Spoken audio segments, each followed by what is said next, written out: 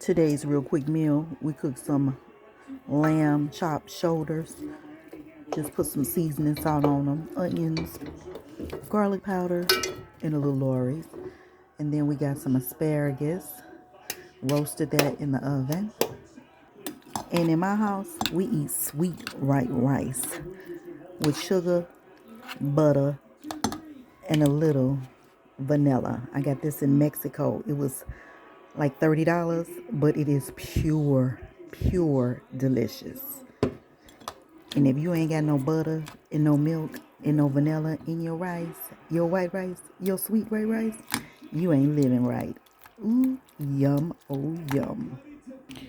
And this is how it looks on the plate. Yum, oh yum, Sunday dinner. God is great. God is good. Thank you, Lord, for the food on my plate. Amen.